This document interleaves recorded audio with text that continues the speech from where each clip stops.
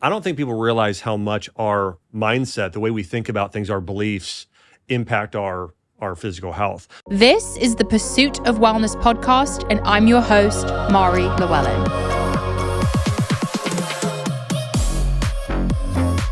What's up, guys? Welcome back to the show, and today we have a very special guest, Dr. Josh Axe. I have to say, this conversation was almost like the universe giving me a sign. It was very in line with things that I've been struggling with recently in terms of my personal health, my sort of mindset around health. I tend to be pretty obsessive and controlling about fixing my problems. And this was a really big wake-up call for me about the negative spiral we can get into about different issues we have, whether it's acne, an injury, stomach problem, hair problem, whatever it may be. So if you're listening and you feel like your mindset around your body or something you're struggling with is making it worse, I would highly recommend you listen. Dr. Josh Axe is the co-founder of Ancient Nutrition and founder of draxe.com. He earned his doctorate from Palmer College and his Master of Science in Organizational Leadership from Johns Hopkins University. He joins me today for an inspirational episode emphasizing the importance of mindset. He has gone through tremendous adversity, and today he discusses ways he maximized his healing by using his mind. I feel like the mind is so important and we don't even realize it. We talk about negative self-talk and how to overcome fear, worry, and limiting beliefs. We also dive deep into topics like PCOS, fertility, hyperthyroidism. Whether you're seeking relief from chronic pain or striving for a healthier lifestyle, this episode is for you. We cover so many different topics, and I think you guys are going to absolutely love it. Also, guys, just a reminder, we just dropped our brand new product at Bloom. It's our colostrum and peptides. It is grass-fed. It is third-party tested. It is sourced from family dairy farms here in the US, and it is the best quality colostrum on the market, and it's so freaking good. You can add it to your greens, you can add it to water, your favorite beverage.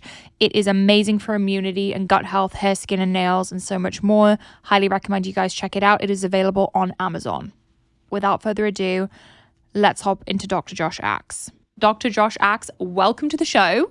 Maury, thanks for having me. Excited to be here. I am so excited to chat. You just released your new book, Think This, Not That, all about mindset as medicine, which I feel like is so important. Having gone through my own health journey with acne and gut health and PCOS, trying to detach from my diagnosis or my health problem has been kind of a struggle for me. So I'm really excited to get some advice from you today. What is your ethos around mindset and health? Well, and by the way, I'm excited to talk about everything today. I know we'll talk about mindset, hypothyroidism, infertility, all kinds of things, in natural healing. But the thing that I always say about mindset is it ties into all kinds of things, our identity, our purpose.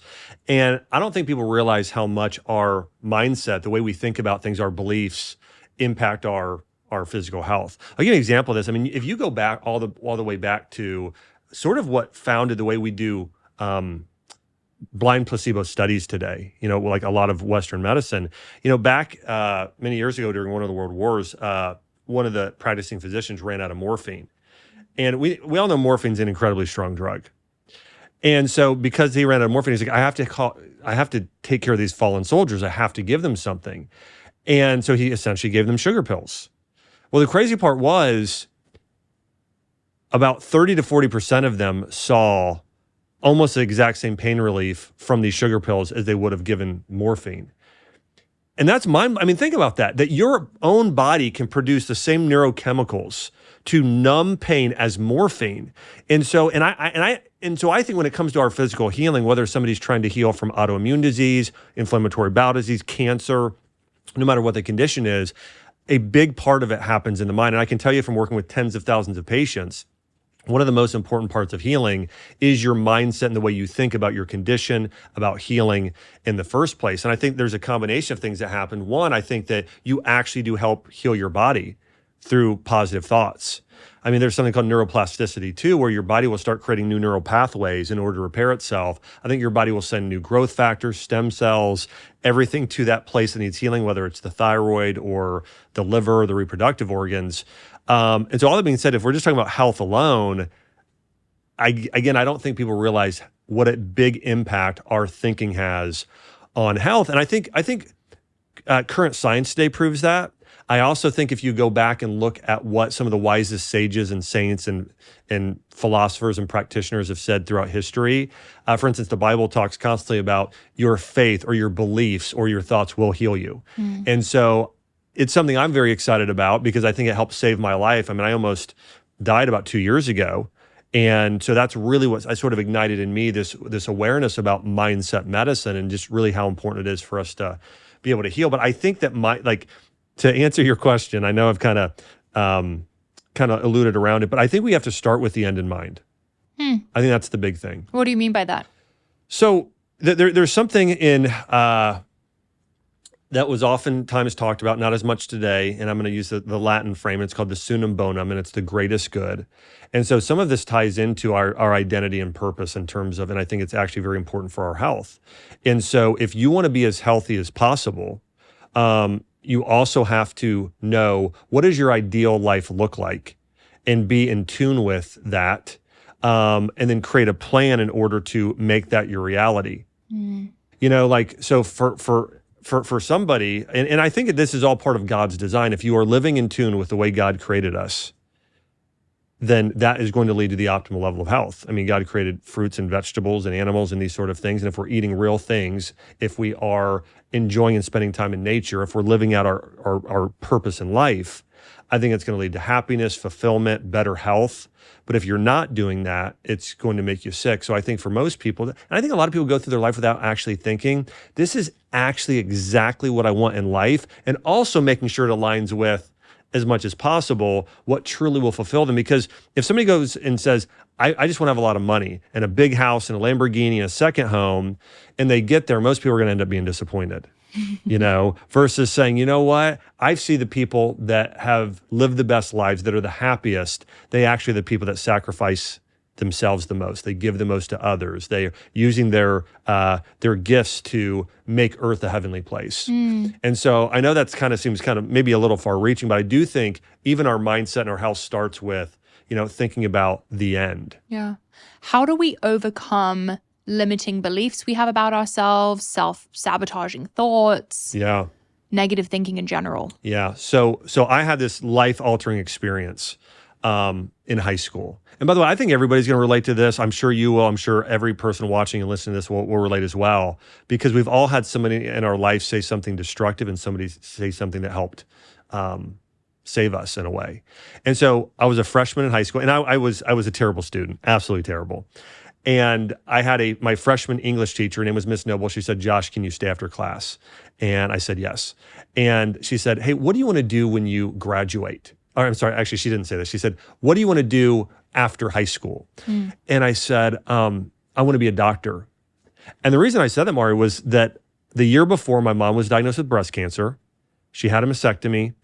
She went through rounds and rounds of chemotherapy. I mean, I remember this day, my mom being bald. I remember her taking a comb through her hair and all the chunks of hair coming out. And just as a kid, just crying.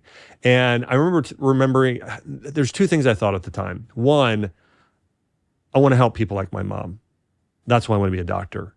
And also, there's got to be a better way. Like this is the way we help heal people, is through, cutting off her breast and losing her hair and being like 13 years old and thinking, I want to be a doctor.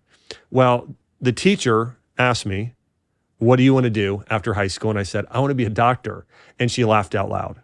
And she goes, Josh, listen, with your GPA, you'll never get into med school. She said, my own daughter had a 3.8 GPA and barely got into med school. She says, you got an F on this paper. You're getting a D- in my class. She said, you need to try harder or you're going to fail. And that was it. And when I walked out of that room, what I thought to myself was, again, being a junior high kid, I thought, well, I can't be a doctor now. I'm not going to get good enough grades. 2 weeks later, my mom brings me to a physician who then talks about me like I'm not in the room. And he tells my mom, I still remember today, he says, your son has a learning disability. He has really severe ADHD. I'm going to write this drug for Ritalin. It should help. But he's going to have trouble learning his whole life. And then I remember thinking, well, gosh, not only can I not be a doctor, but there's like something wrong with me. I have a disability, like with my brain, I can't learn right. And so throughout high school, because of that reason, I thought, I'm just barely going to try. And so I barely graduated high school. The only reason I graduated was I knew my dad would be irate if I did not graduate high school. So I graduated with a C minus, applied to a bunch of colleges, got denied by almost all of them. But one college I really wanted to go to, probably because I had a lot of good extracurricular stuff, they sent me a letter back and they said, here's the gist of it. You're not in, but if you come and take summer school, we'll let you in if you average above a 3.0. So I thought, okay, I'm going to do this. I'm going to go. I'm actually going to try. And the first class I had to take was English 101. First assignment was a paper. So I went, wrote the paper, felt good about it, turned it in. And a few days later, the teacher said, Josh, can you stay after class? My heart sank. I was like, oh my gosh, not this again, deja vu. And she asked me, she says, Josh, what's your major? And I said, I haven't chosen a major, Mrs. Williams. And she said, well, I want to let you know that I think you should consider being an English major or journalism major because you're a great writer. She said, you got the highest grade in the class on this paper. I can tell you're really talented. Great job. And I walked out of there. And I went through high school believing the thing that kept ringing in my ear, I had this narrative of, you're not smart. Just over and over and over again. And so I literally believed I was just dumb all through high school. And then I had one teacher tell me, you could be a great writer. You're good at this. And it radically changed my confidence in the way that I felt about myself. I mean, from then on, I got well above a 3.0 throughout college. Much later on, when I went to Johns Hopkins University, I graduated there with a 3.9 GPA. Eventually became a doctor. And the reason I say those things is not to boast about any of it. It's to say, like, if I would have held on to the one single limiting belief of what that teacher said, none of that would have happened. I wouldn't have gone to Johns Hopkins, wouldn't become a doctor. You and I wouldn't be having this conversation now. And there are so many people today that have had a teacher, a parent, a coach, a pastor, whoever it is, say something to them, and then it becomes part of their identity. They believe it wholeheartedly. So then they don't write the book, or they don't start the podcast, or don't go to try and do the triathlon, or whatever it is, this thing they've dreamed about doing. And I saw this a lot in my practice.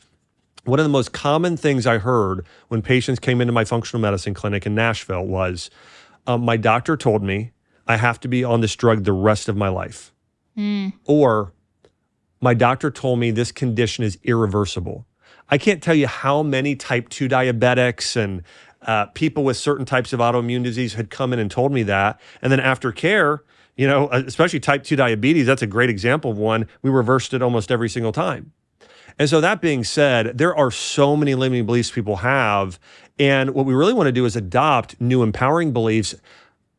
And there's really a few ways that we can do this. One thing you need to do is, of course, identify. Now, there's a Yale professor that did a really good job of this, and it's called the ABCDE method. And so he said, number A is activate. When was the first time that you had this negative memory about yourself? It could have been, you're not smart, you're not beautiful, you're not fast enough, you're not smart enough, you don't have this certain skill set that someone else has, whatever it is. So identify, but when did it start?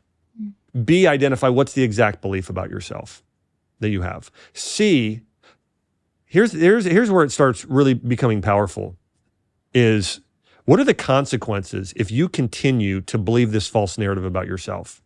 Like for myself, okay, if I believed I wasn't smart, I wouldn't even apply to Johns Hopkins. You know what I'm saying? Like I wouldn't even have thought about, I wouldn't even apply to, becoming a doctor. I wouldn't even have thought about it. So that's gonna be the consequences. I will not live out my dreams.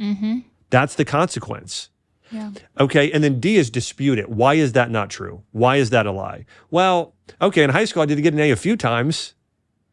And it was the times that I tried. Is the issue really I'm not smart, or is it that maybe I'm not learning in the right way? Maybe I needed a mentor or a tutor, or maybe it's a different subject that I'm just, my mind isn't as good at math, it's better at science and in writing. So, so you have to dispute it. And then E is exchange. What is the thing you need to exchange that lie for, the truth? And then you want to start reinforcing and building around that truth. And once you know the truth, ideally, you want to do everything you can to read books, listen to podcasts, do things to prove it out to yourself. Because what you can't do is you can't just start saying to yourself, I'm smart, I'm smart, I'm smart, I'm smart, I'm smart. Or I'm trying to think of the old, you may not have ever watched this, the old Saturday Night Lives, but there's this guy who said, I'm good enough, I'm smart enough, and gosh darn it, people like me. I'm trying to remember the guy's name. But I've heard that somewhere. yeah. Yeah. And so, but the thing is, your nervous system doesn't fully, it doesn't fully believe you if you're the only one that just does that all the time. Yeah. You need to prove it out to yourself by going and getting small wins. Okay, I wrote this paper and I got an A. Okay, now I got an A in the whole class. Okay, now I did that. And so you need to kind of have a plan for both learning and building up. And one of the hardest things to have happen, but one of the most important things in reinforcing your identity, is having somebody that's you admire confirm that truth. There's a quote that I love. Actually, it's out of the book, The Lord of the Rings. It's a quote by J.R.R. Tolkien. And it's this: the praise of the praiseworthy is above all rewards. So when you have somebody that's praiseworthy, somebody that you admire, respect, somebody that's maybe ahead of you in life, it could be a teacher, a mentor, pastor, those sort of things, and they tell you, hey, you're good at this, and they affirm you, it's really powerful. I mean, we're relational beings, and so we can affirm ourselves some, but we really also have to have affirmation from others. This is why our inner circle is so important. Like the people we spend time with, we become who we spend time with. Yeah. And so picking your mentors, pursuing mentors, having those people around us, I think that's another thing that people need to be conscious of in order to help start to build a stronger identity and overcome these limiting beliefs.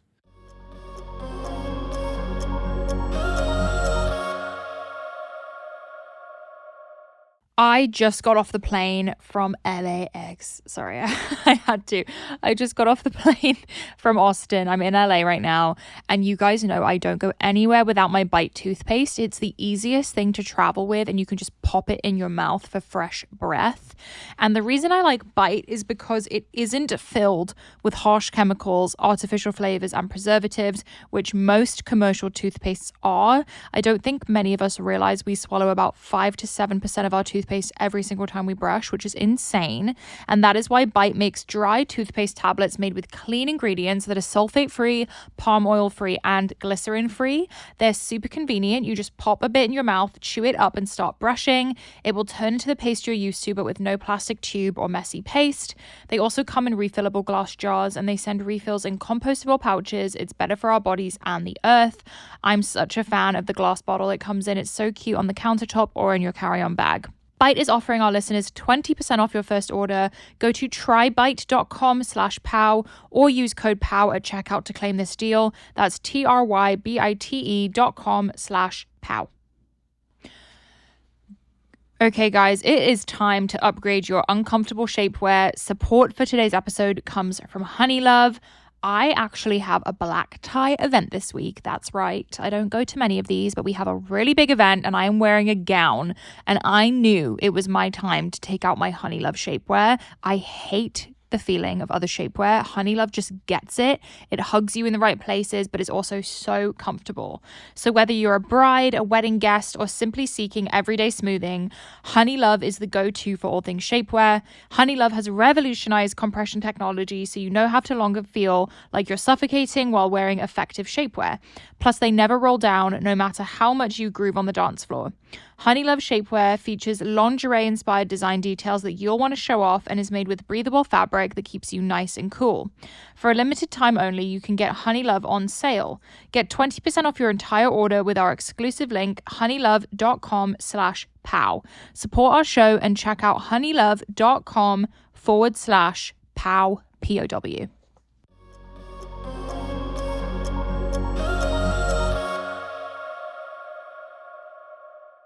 I think so many people listening will relate to this. And I think a lot of us walk around not even realizing that we have limiting beliefs about ourselves. Yeah. Like it almost becomes a part of your identity to the point where you don't think of it as something holding you back. Like I've always struggled identifying with my acne that I've struggled with for 10 years. Yeah. And when I get an opportunity to go to an event or to speak or to be on camera, my first thought is, oh my gosh, but my skin.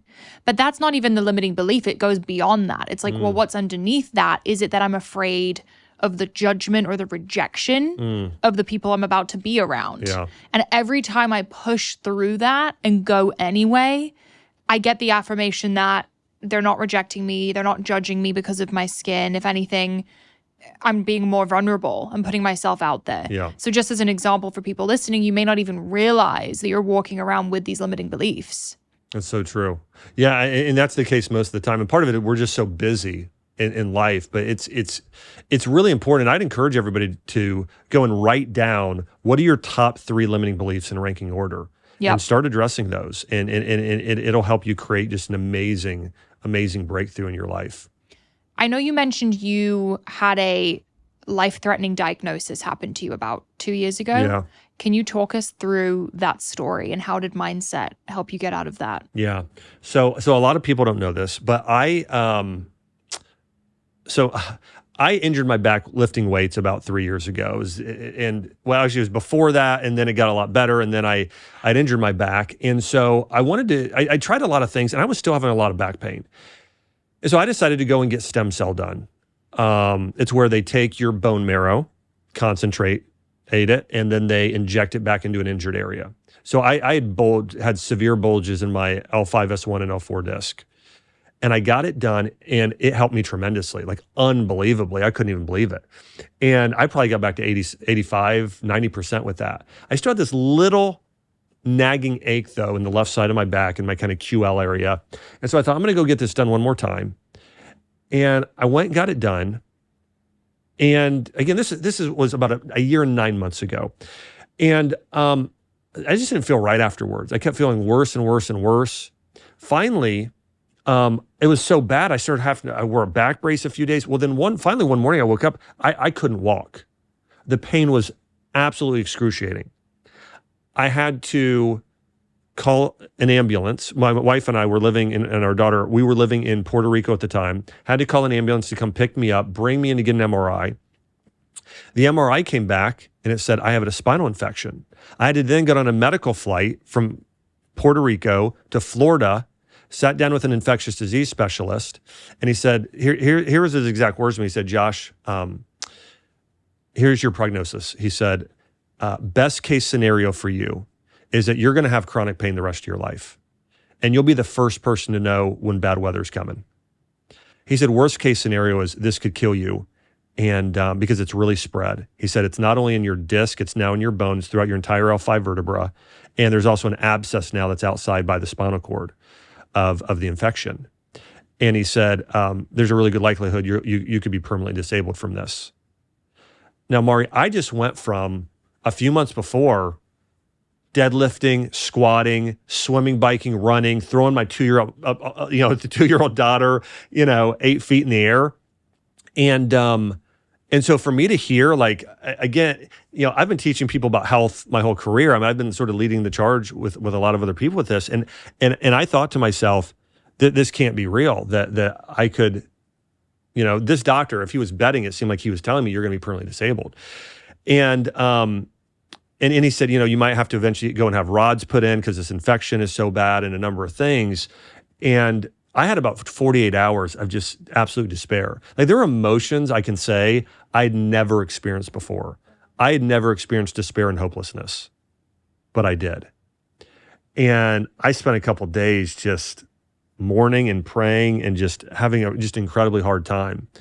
And just thoughts that were like crippling. And then after 48 hours, I thought to myself, you know what? This is not serving me.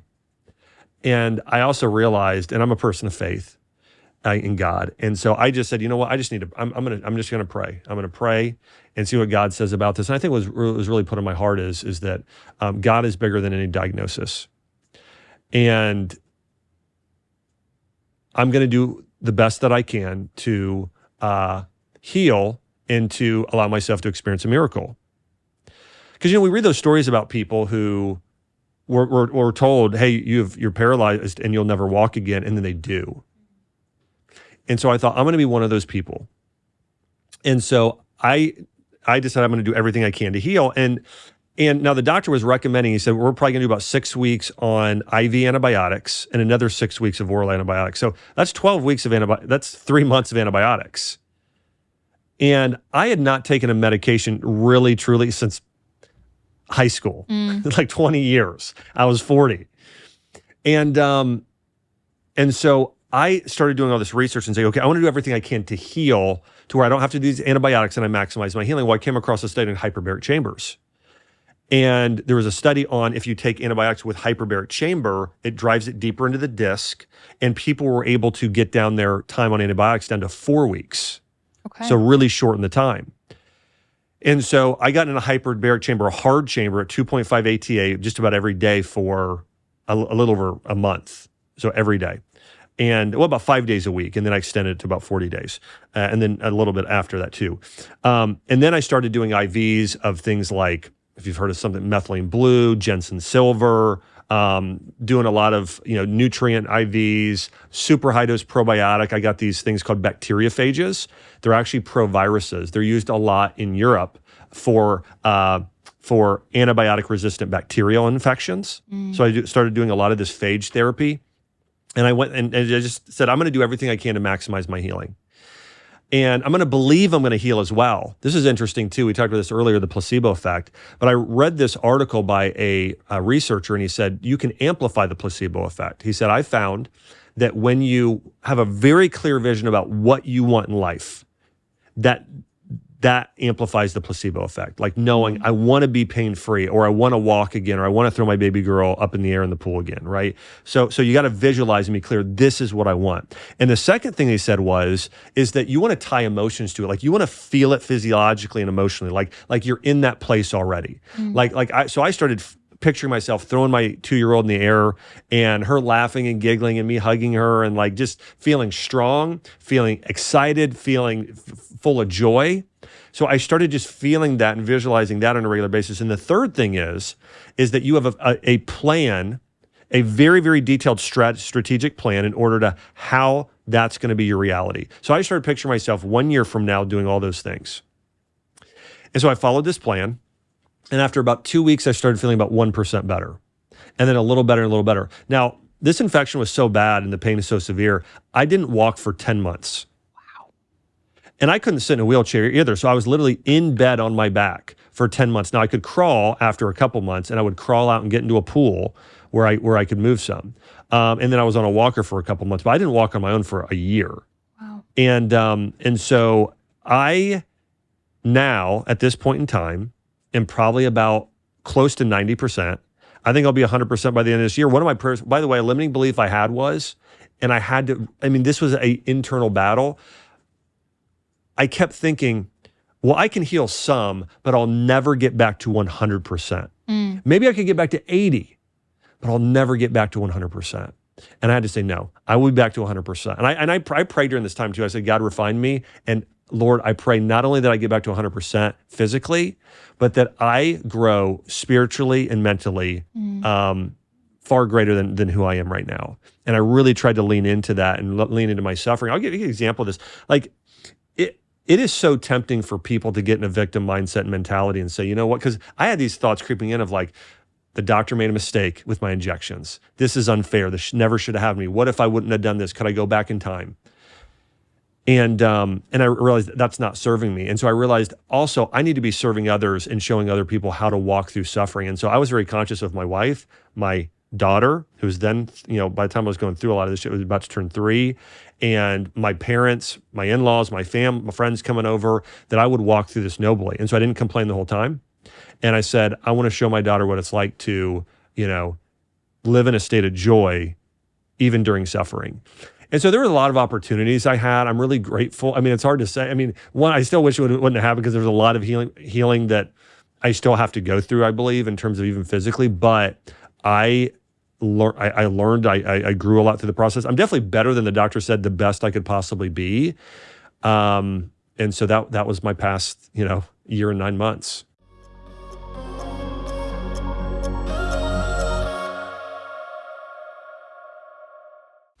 I think many of us really value eating healthy, and we're trying to cook more and come up with fun, healthy recipes. And that's where I found Hungry Root. Hungry Root is the easiest way to eat healthy. They send you fresh, high quality groceries, simple recipes, and essential supplements. It's like your personal assistant for healthy living.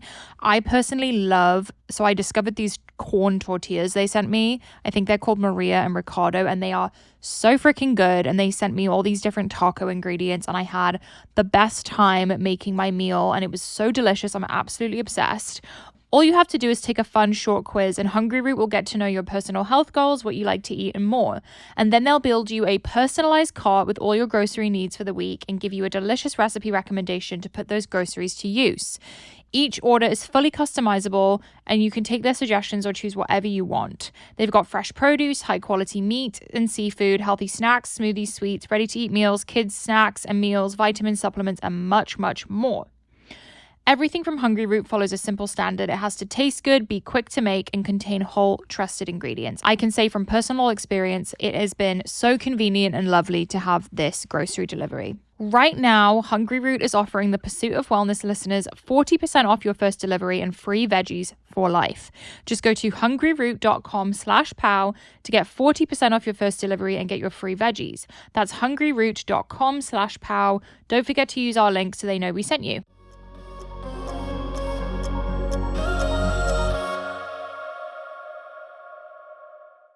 Do you think you would have ever have written this book or had this ethos on mindset had you not gone through that?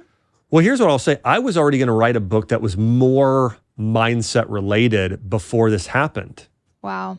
And the reason is I used to notice in patients, again, mindset was one of the most important parts of healing. And so I did want to get into it. Now, the book radically changed because through this condition, and I think it came out better than it could have ever come. I mean, this is by far the best book I've ever written times 10.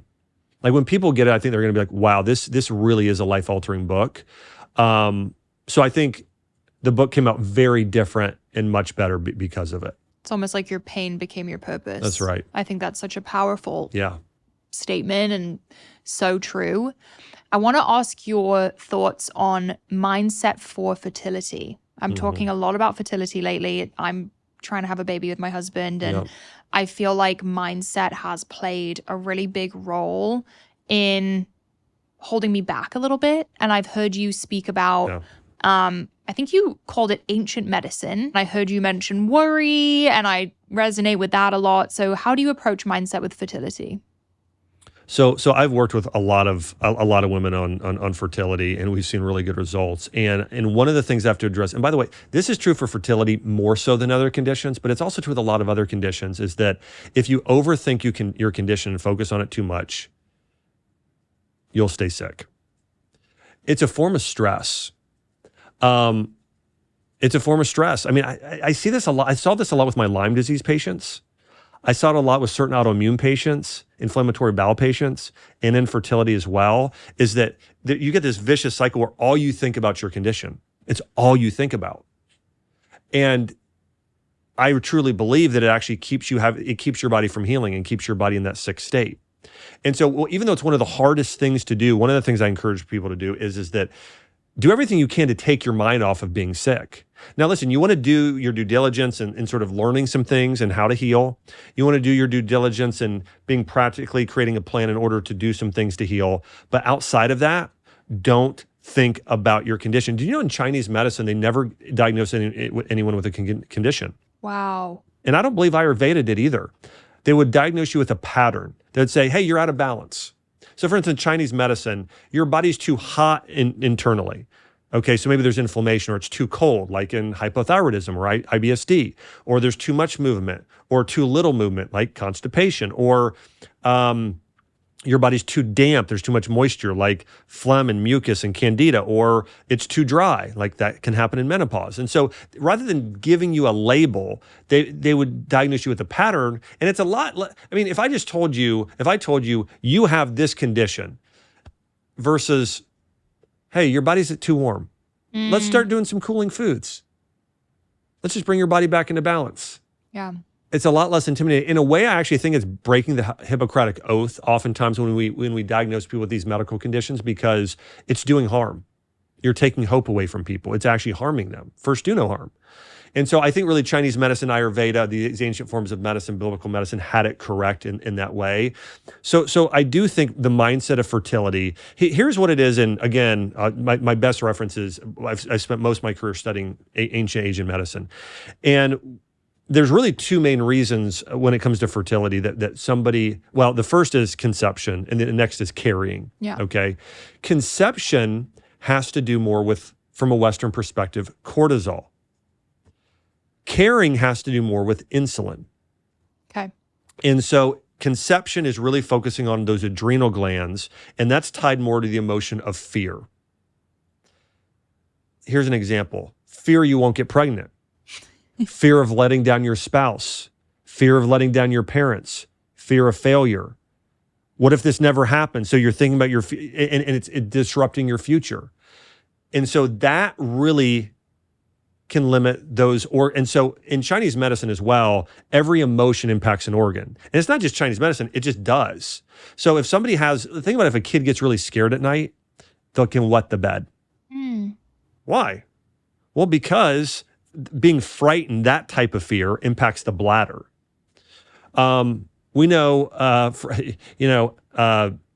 anxiety can cause your blood pressure to start to go up. Okay. Anger, if somebody drinks a lot of alcohol or becomes an alcoholic, it can cause anger issues as well. So we know anger and the liver are connected. Grief, if you've had something bad happen to you and you're still living in the past, that tends to be immune system. I mean, or you're going through a divorce or you lost a loved one. So different emotions impact different organ systems. Worry is what affects the pancreas/spleen and typically affects carrying, which can also cause infertility. So really, it's typically the emotions of fear and worry that most impact fertility. So now if you can go and say, okay, I'm going to work on on facing my fear and reducing my worry and focus on the opposites of those, then it's really going to support fertility in a pretty significant way. And so, for instance, if you have fear of letting down your spouse, well, then maybe there's a conversation saying, you know what, I have this fear of letting you down. And like what I would tell my wife if we would have been in that situation was, listen, I love you no matter what. No matter what. We can adopt kids, God's will be done. It's okay, And so I think that there is, those conversations relationally happening. So maybe some of those things can subside. I think also one of the greatest things that in my own life that I think has helped me overcome fear and worry is faith in God, knowing that God is for me, not against me, that he has got a future and a hope for me. And so knowing that the most praiseworthy person of all is for me, that's really, really empowering. And so I think if you can have a positive outlook on the future, you can build and grow in your faith. You can have those great people around you that are supportive and loving. In Chinese medicine, there are ways to actually build those two, those organ systems. And so the fear, one, you want to overcome that and say, and I actually, in order to overcome fear, the best way to do it is face it. So you can't push it in the corner or slide it under the rug. Okay. So you need to say, this is my fear. How can I naturally, overcome it? And it's through minor confrontations. And so, and a lot of times with this particular infertility, it's a lot of times there's a relational thing going on there. And so, talking it out with your spouse, your parents, or whoever is around you is very helpful. But in Chinese medicine, also to overcome it is you want to go deep. It's really tied to going deep in life. If you're spending time being busy and doing a lot of superficial things, it actually weakens that channel in the body versus if you spend some time in prayer, reading books that go deep, having deep, intimate conversations with people, it actually really helps build that. And then the other one is worry. And what worry is, it's a lack of safety and security. It's a lack of comfort. And so, what your body wants to feel like in order to carry a child, and they call it the earth element in Chinese medicine, is you want to feel like you're on a couch. You got a nice fireplace in front of you. You got a nice warm blanket around you. You got a cup of hot cocoa or tea. You're reading a book. You've got your family and loved ones there, and you're just absolute comfort, relax, safety, protection. If you can get your body into that state and your mind into that state, boom. your fertility just goes up dramatically according to these ancient forms of medicine. And so, but a lot of times people don't think about that part of it. We think about, is there a supplement I can take or a medication, or I need to do more. The reality is you need to do less. You need to get yourself in a comfortable state where you're at peace. Now, there are some foods and supplements, and we can talk about all those that are really good for fertility. Yeah. But the mindset portion of fertility is more than 50% of it. Wow. It's a huge piece. Wow. I mean, that really resonates with me because I feel like I check every box when it comes to exercise and health and supplements. I can follow all the instructions, but the worry is what takes over. So I think that's really powerful. I think 2 words I heard you say when I was researching you was peace and purpose when it comes to fertility. And I feel like that really resonated with me. Yep. I love those 2 words. Yeah. That's my goal. Yeah. To switch to the functional medicine lens a little bit, what food and supplements would you recommend for women listening who want to get pregnant? Yeah. So in Chinese medicine, you want to build what's called it's basically you want to strengthen the adrenal glands and reproductive organs, and you want to strengthen the pancreas. Again, think about, you need to get cortisol and insulin. Those are the 2 primary hormones we have to get balanced. We know cortisol's fight or flight state. That's fear. I mean, it's that sort of, or it's not, it's fear, but most of the time it's not the sort of fear people, sometimes it's not exactly what they think of. It's also, it's getting out of the fight or flight state. Busyness, rushing around all the time. In a way, that's a type of fear. And so dietarily, you want to consume foods that are blueberries and blackberries. That dark purple would be very nourishing. Wild caught fish like salmon is going to be very, very good. Bone broth, it's going to be very, very good. So those are more for that adrenal channel. Lots of mushrooms, shiitake, maitake, reishi, cordyceps. So, I mean, that's one of the best of all. Rice, long cooked, ideally something like a kanji. You could make that with like a basmati or a jasmine. That's also going to be very nourishing for that channel. And so, and then even beans are okay, but doing some of those in Chinese medicine would be very good for that channel, and that's conception. And then also carrying, which also is tied to conception. Those are foods that you think of when it comes to fall weather, Thanksgiving even. Typically the color is orange. So I mentioned black and blue earlier. This is more orange foods. It's sweet potato, it's pumpkin, it's butternut squash. It's going to be grass-fed beef. It's going to be herbs like cinnamon. You know, and so it's building the blood, it's warming the body, and it's doing a lot of soups. Okay. Like raw food is what you absolutely do not want to do raw food. Okay. You want to do mostly, again, just chicken vegetable soup, beef stew, you know, things that are warming internally, sort of that, again, think about it's winter, you got a nice bowl of soup. Like what warms you and fills you? Like that's the sort of feeling you're trying to create with the food you're eating. Now, of course, you want to keep insulin balanced. So you're not eating like 17 sweet potatoes. But again, if you're doing a sweet potato, a little bit of rice, a lot of organic meat, steamed vegetables, baked vegetables, a lot of root vegetables, carrots are fantastic for this as well, and beets. That's sort of the ideal diet. And then in terms of supplementation for fertility, I really like ashwagandha. Again, if we're building up those adrenals, I like ashwagandha a lot. I like cordyceps mushrooms a lot. I like Vitex. Yeah. And then on the other side, though, I think we really need to focus on insulin. And so there I like, you know, it could be bayberry or berberine, but really cinnamon, chromium picolinate would be good in terms of a mineral. I think those would probably be the top ones in terms of really supporting fertility. And acupuncture is amazing for fertility. Okay, Absolutely amazing. I've been going, and I'm laughing because you're speaking about how important warmth is. Yes. And I was cold plunging, not every day, but I was doing it like twice a week. And I told my acupuncturist, and he was like, no. Yeah, you need to be doing infrared sauna. Okay. Mm-hmm. I'm doing sauna, but I have a traditional sauna. So I would say a traditional sauna is good. What a traditional sauna will do, though, is you'll sweat a little bit more. And in a way, sometimes it can actually cool your body a little bit more versus an infrared, the heat goes deeper. And that's what we're trying to do with you. We don't want the superficial heat. We want it to get the heat as deep as possible in your system. Okay. So all about the warmth. Yes. And he said, yeah, he recommended warm foods as well. I'm doing acupuncture maybe every 3 weeks right now. I mean, I would kick it up to once a week or every other week. Wow. Why is acupuncture so effective?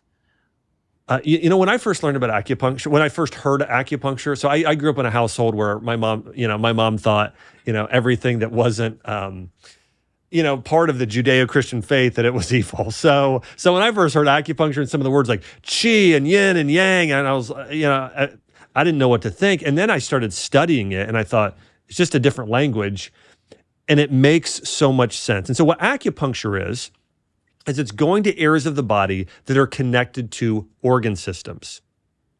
So if somebody's having a heart attack, let me ask you this. Do you know where they have pain?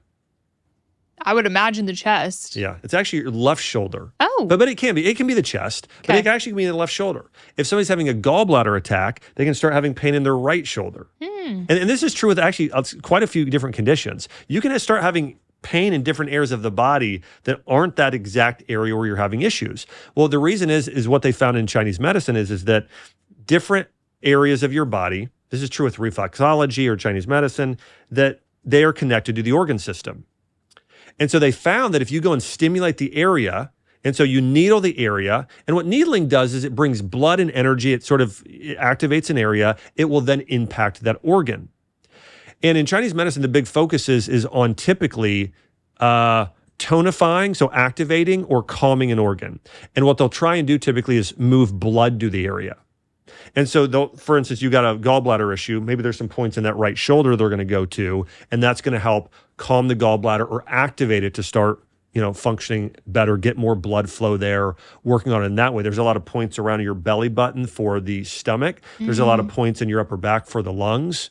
And so there's a lot of points all over your head and feet as well for numerous organ systems. But that's what acupuncture is. It's really them going to different areas externally on the body, on the skin, and needling those areas in order to drive blood, nutrients, to drive energy to those areas so they can better function and heal. Something about it puts me right to sleep. Oh, yeah. What is that? Well, so my guess is they're typically probably doing the channels that are in your upper neck. And so those are really connected to your vagus nerve. And so what you can do with acupuncture, these needles, is you can go and most people are in, again, we talked about this high sympathetic state. And you can go and do those needles in that upper neck area specifically, and that will allow kick on your parasympathetic, which then sort of brings your body into harmony and allows you to actually rest, turn your mind off. He, last time I went, he was helping me with implantation, and he put it in my scalp, hands, womb area, feet. I don't know, something about it so calming. I just fall asleep. Yeah. Same with my husband's doing it too. Yeah. One of my best friends is an acupuncturist. His name is Dr. Gil Bonami. He's, I've learned so much. He's amazing. He's an Israeli acupuncturist, and I think the best in the world. Guy's just phenomenal. But yeah, it's amazing. Yeah. I want to talk about hyperthyroidism. Okay. There's two types of it, right? The fast one and the slow one. Well, I think there are multiple causes. I mean, it's really, it really depends on. There's probably more than that. My point being, that I think there can be several root causes. And then, of course, there's Hashimoto's. What is Hashimoto's? So Hashimoto's thyroiditis is where your body, it's really sort of hypothyroidism meets autoimmune disease.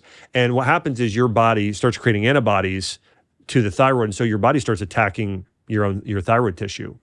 That's what happens in all autoimmune disease, which is also interesting in Chinese medicine. They believe emotionally, if you're a person that attacks yourself emotionally, like self-talk, like you're not smart, you're not good enough, oh, you shouldn't have done that, that's so stupid, that actually can make your autoimmune disease worse because you're attacking yourself.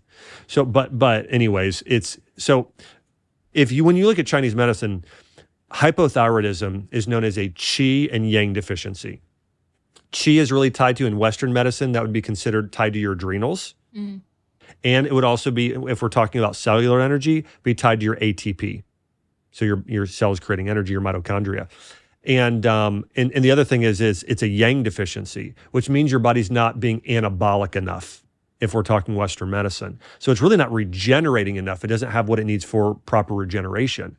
And so if we're getting to the root cause of this in Chinese medicine, we need to boost qi. And qi is, again, like your battery. If you have your phone battery, if your battery's down at 20%, your body does not have enough juice and energy to regenerate the tissue. I mean, what's crazy, when you look at the body, so many of your organs are completely new and regenerated every year. I mean, your liver is regenerated every 150 to 500 days. So about every year, your liver is completely new. Wow. Your thyroid is completely new every year. Most of your glands and organs. Wow. Now, your brain takes a lot longer in certain other areas, but for the most part, most of your organs are, and your blood's every 4 months. And so why aren't you healing? Why is your thyroid still not normal? Well, again, we need to go and address this this energy problem and this issue with this yang deficiency. And so like ashwagandha, for instance, it's a qi yang booster. Okay. That's what it is an herb. So is rhodiola rosea. So are cordyceps mushrooms.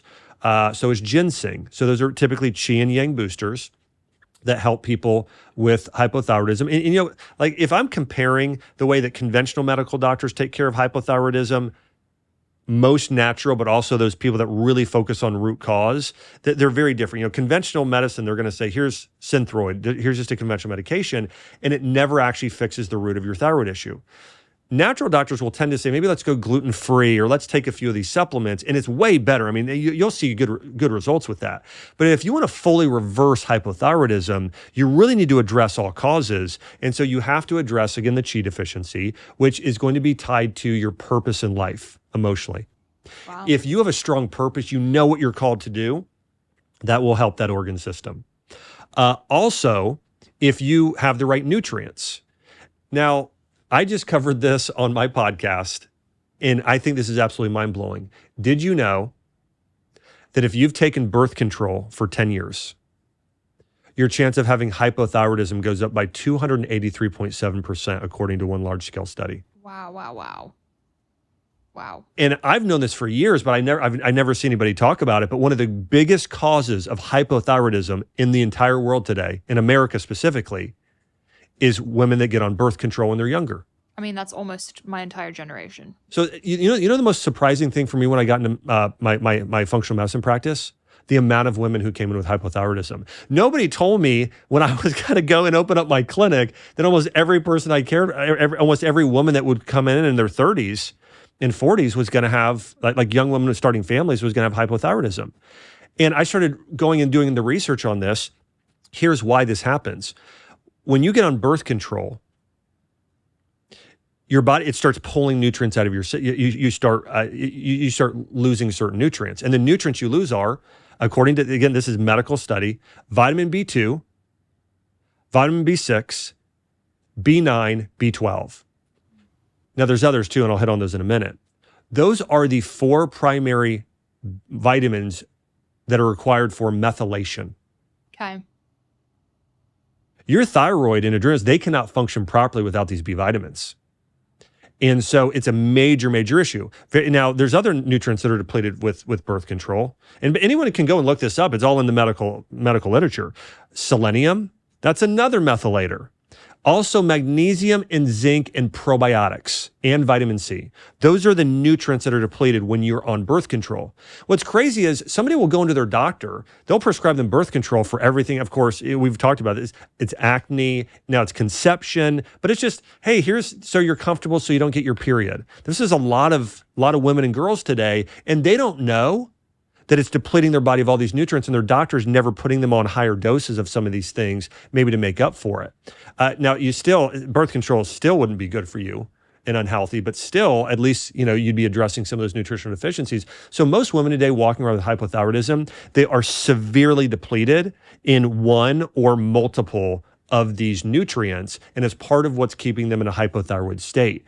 There are other things too, but I mean, that's pretty significant. So I would say you want to get on a methylated B complex. Also consider selenium, zinc, probiotics. Might be valuable to get a micronutrient test where you can actually test to see, hey, what are you deficient in? And that can be helpful. Either way, though, I would take these nutrients and see how your body does. Again, herbs I mentioned, I would do ashwagandha, rhodiola, cordyceps. Dong quai for women is very good. If you also just feel weak and tired or have a pale tongue or know you're borderline anemic, Dong quai is a really powerful herb.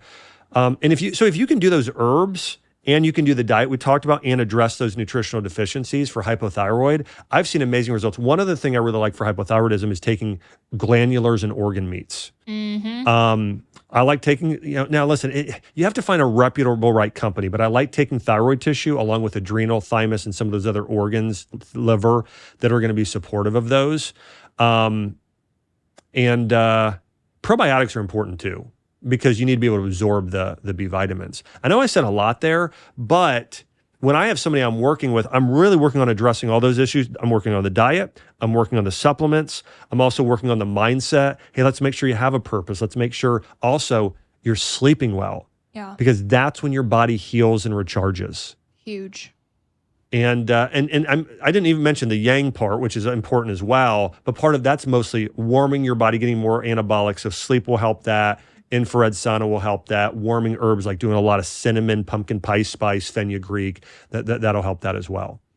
What is the problem with hypothyroidism? Like, what are the long-term health implications of having a slow thyroid? Well, the most common symptoms are, one is low body temperature. Mm-hmm. And I wish more doctors would just think about this. Why is your body temperature low? Because in Chinese medicine, it's just sort of obvious, like, well, we need to go and warm the body. Like that's one thing we should try and do is naturally warm the body. Yeah. But low body temperature, thinning hair, fatigue is the biggest one. You also will start to sometimes pick up a little bit of extra body weight, visceral fat around some of those organs in midsection. Sometimes, now this is also tied to adrenals. Sometimes you can start to get a little bit dark under the eyes too. You age a little bit more quickly, and just fuzzy thinking. If your thyroid is off in connection, especially with your HPA axis, it can really start. You just don't feel like yourself sometimes. Like you can't just think clearly or straight, and so that can be another one. But fatigue is the biggest one, along with cool body temperature. Does this affect fertility? Oh yeah, of course. Well, think about it. We just talked about this with Chinese medicine. I mean, if you are hypothyroid and your body is cold internally, it's going to affect you. Right. Now, it won't keep most women though from conception. It will keep some. Okay, and it just really depends, because there's some women listening and they're thinking, well, I have hypothyroidism and I had no problem having kids. Yeah, and so sometimes you're just fine with it.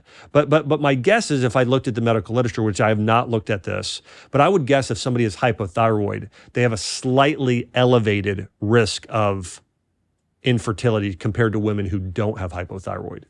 Is this also something that can happen from extreme dieting and exercise? Yeah, well, so I think that, yes. I mean, you're wearing out. If you're over-exercising, doing a lot of CrossFit or triathlons, you are, again, your battery is too low. I mean, your body is smart. If you've got a low battery, your body's like, I have to create a new human being. So it knows, that's what I taught. You have to get that battery, those adrenal up with the B vitamins, the adaptogenic herbs, some of the other things, the rest. So yes. Coming off of birth control, I've also heard that it can be very detrimental to the gut. Well, almost everyone starts getting yeast infections in candida. Yep. It's a major, because yes, that happens. And so what I have people do is get on a diet that's mostly meat, vegetables, berries, have them do cranberry as well, some other things. But I have them do typically at least 100 billion IUs of probiotics daily, at least. I tend to have them do like an SBO probiotic and another brand, do higher doses. But then also just give their body time. It'll tend to balance out, but it can take months, or for some people, they've been on birth control a long time. It can take a year or two, but if people do everything else right, it'll balance out more quickly. But yes. I had candida and mold, was able to get rid of it using golden thread, elysium, all the good herbs. Yeah. Now I got my gut test back and I have H. pylori. I have staph. I forget how to say the full word. Yeah. SIBO, a parasite. And it's confusing to me because I am one of those people who lives an extremely healthy lifestyle, pretty much just eat, meat, veggies, berries. Right. And now I feel like I have this whole new can of worms. So what you've had happened is your bacteria has sort of migrated up too far into your GI, okay? And there are things you can do for that. One is you're type A. Okay. Yes. You're an achiever, you're a go-getter. But you really need to balance work life and play.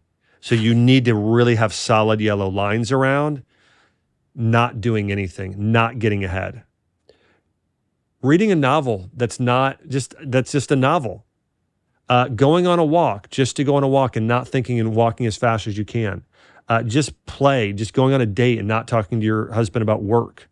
So that is really, really important for that, because it's a stress thing. You started to stress that upper GI area too much. And also when you eat, chew 30 times, never be on a device, look outside. It should take you an hour to eat lunch. You should just sit there and just slowly eat. Oh and gosh, take your time. I just slammed my lunch before this. Yeah, you should go on a lot of walks, but it's all about like you're being too in a hurry, and that'll help. Licorice root, SBO probiotics tend to be good for this. Acupuncture is good for this. There's a few other things we can talk about later, but I think that those are some things initially that would be helpful. It's funny you say that because my husband and I are both struggling with the same gut problem. Yeah. And we both have an issue with being constantly in a rush, like this urgency for no reason. We're both very obsessive. We're very routine based. And I think letting go is like the key, but it is also the hardest thing. It's so hard for me to do. So hard. But I appreciate your advice on that because I kind of know that deep down, but hearing it from someone like you is really helpful. Yeah. What is something you recommend to women who come to you that have PCOS? Because that's a topic that we hear about a lot from my community. Yeah. Well, first off, no, PCOS is predominantly an insulin issue. There's all these types of diabetes. You got type 1 diabetes, type 2 diabetes, type 3 diabetes, which is Alzheimer's. I guess we could call PCOS type 4 diabetes. Alzheimer's, I saw someone, maybe that's type 5 diabetes. So all of these are insulin issues. So we want to take care of, we want to balance insulin. You know what's really interesting? I did a blood glucose monitor, a continuous blood glucose monitor from Levels. And the things that did and didn't impact my blood sugar were just really surprising. Driving. Oh. I'm like, what? Is driving that stressful? It is. Wow. So there are certain things. So that I bring that up to say, and it's like I can eat potatoes all day. That doesn't affect my blood sugar at all. But certain fruits, boom. Cherries. Okay, I ate 3 cherries and mine was like, whoop. Yeah. Now I don't think that's everything. Part of it is how fast is it balanced and what is your resting and others. But I do think it's good to watch.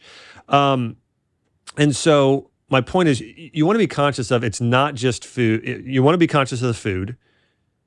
Chromium is great for this. Berberine is great for this. Cinnamon and fenugreek. Those are some of the Fab 4, I think, for blood sugar. But those are some things. And then getting a lot of protein, more of a higher protein diet, getting some of those healthy fats in like avocados, olive oil, and coconut. Getting some good omega-3s via wild salmon. So I think if you got a really good clean diet, you take some of those supplements to balance out blood sugar.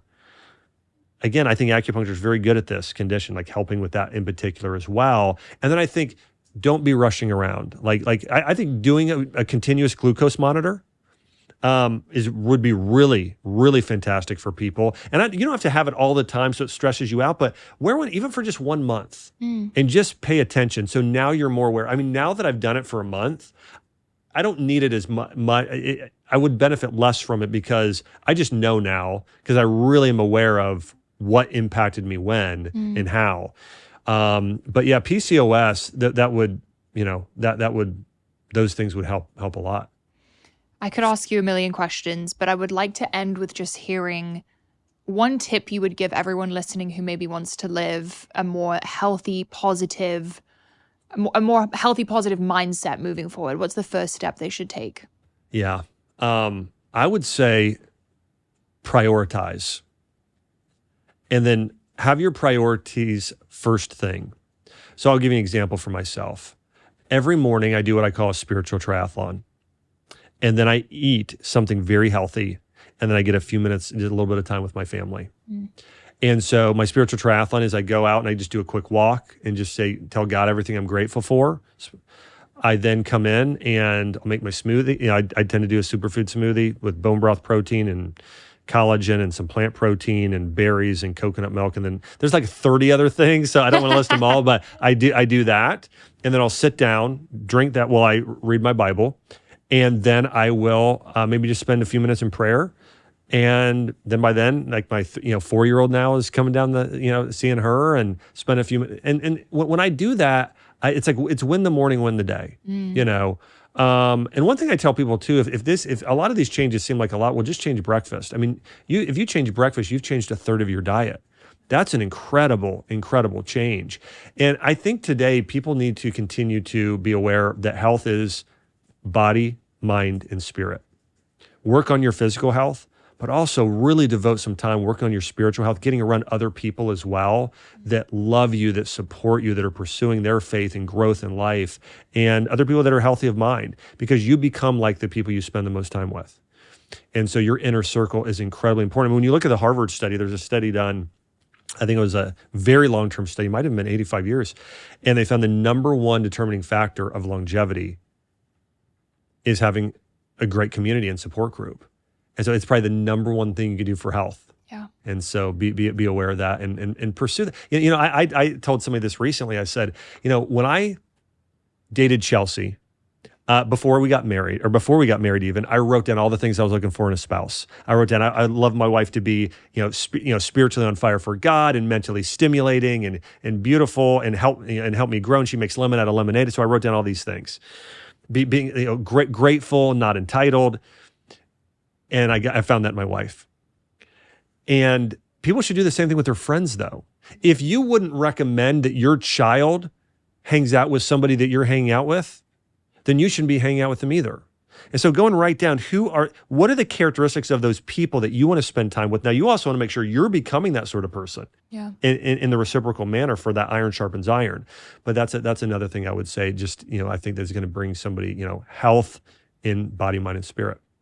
Beautifully said. Josh, where can everyone find you online? Where can they listen to the podcast? Where can they buy the book?